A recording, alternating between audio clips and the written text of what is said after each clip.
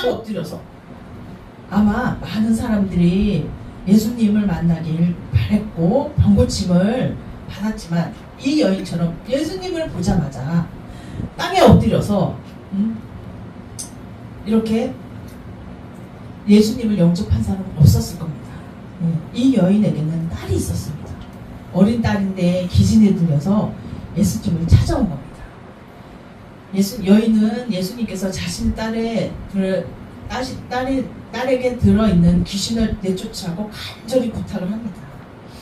다른 사람에게 납작 엎드려 부탁할 정도로 이 이방 여자의 간절함은 가지고 예수님을 찾아왔습니다. 그런데 예수님의 대답은 의외입니다. 예수님이 자녀들을 먼저 배불리하는 게 맞지, 자녀가 먹을 것을 개한테 던지는 건 마땅한 일이 아니냐 이렇습니다.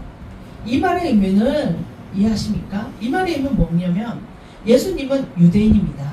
그러니까 예수님께서 행하시는 능력을 이용해서 유대인을 먼저 고치겠다, 먼저 고치는 게 맞다는 말씀입니다. 개한테 던지는 것은 이방 여인에게 능력을 나타내신다는 말입니다. 아마 보통 사람이라면 화를 내고 욕을 하고 집으로 돌아갔을지 모릅니다. 자신은 사람도 아니고 계측을 한 겁니다. 도대체 왜 예수님이 이렇게 말씀하셨는지 의문입니다. 어쩌면 마음에 큰 상처가 됐을 수도 있고 분노를 일으킬 수도 있는 이 말에 여인은 어떻게 반응했을까요? 이 여인은 예수님께 이렇게 대답했습니다. 맞습니다. 그런데 개들도 자녀 상에서 떨어진 부스러기라도 먹습니다. 예수님께서 자신을 개에 비유해서 말씀하셨지만 여인은 그 말을 받아들였습니다. 그리고 화를 내지도 않고 따지지도 않고 실망해서 집으로 돌아가지도 않았습니다.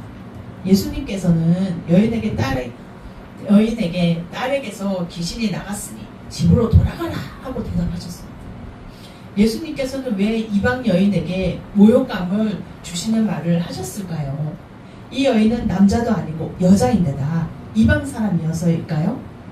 예수님께서는 이 여자의 믿음을 보셨습니다. 사람은 눈에 보이지는 않지만 예수님께서는 사람의 믿음을 어떤지 보실 수 있는 분입니다. 예수님께서 여인에게 상처가 되는 말을 하신 것은 진짜 상처를 주기 위함이 아니고 여인이 어떤 상황에서도 예수님을 믿을 수 있는 믿음을 가졌는지 확인하시는 겁니다. 이 마태복음에서는 예수님과 여인에 대해서는 조금 다르게 쓰여집니다. 예수님께서는 마태복음에 여인에게 이렇게 말씀하십니다. 내 믿음이 크다. 내 소원대로 될 것이다. 그리고 예수님께서는 딸을 낳게 하셨습니다. 내 믿음이 크다 하셨습니다. 내 소원대로 될 것이다. 그러니까 믿음만 보신 겁니다. 아무것도 보지 않고 이방 여인이며 여자며 이런 걸 보지 않습니다. 우리는 이방인이지만 예수님께 믿음을 칭찬받을 사람을 또 만나볼 수 있습니다.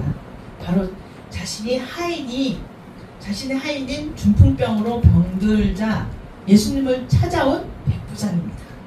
가버나움에 있는 예수님을 만난 백부장은 이방인입니다. 백부장의 지위는 높은 사람이에요. 그죠? 그런 사람이 가족도 아니고 하인 때문에 예수님을 찾아옵니다. 예수님은 내가 가서 고쳐줄게 하고 이렇게 말씀하셔요. 그런데 백부장은 예수님이 제 집에 들어오는 것이 감당치 못하겠다고 해요. 저도 신하들에게 말로만 명령하면 그대로 일을 합니다. 그러니 예수님께서 말씀만 하시면 하인이 낫겠습니다 하였어요. 그렇게 얘기해요. 겸손하고 놀라운 믿음입니다. 예수님께서는 그 자리에서 말씀만 하셔도 하인이 낫겠다는 백부장의 믿음을 칭찬하셨습니다.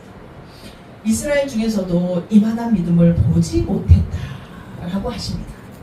오늘 만난 수르보니게 여인과 이 백부장의 믿음이 어떤가요? 예수님께서 칭찬받은 믿음이란 바로 이런 것입니다. 어떤 상황에서도 누가 무슨 말을 하더라도 끝까지 예수님을 의지하는 것입니다. 예수님께서 겸손함으로 다가가서 의심하지 않고 믿는 것이 바로 칭찬한 믿음입니다. 조금이라도 의심하고 내 마음에 들지 않는다고 믿지 않는 것은 믿음이 아닙니다. 예수님께서 기도하는 건 우리 소원을 이루기 위해 도깨비 방망이가 소원을 이루기 위한 도깨비 방망이는 아닙니다. 예수님을 믿는다는 사람 중에서 예수님을 자신이 원하는 것을 이루기 위해 이용하는 사람이 참 많습니다. 예수님은 하나님의 아들이십니다. 우리는 언제나 예수님 앞에 겸손으로 나아가야 해요.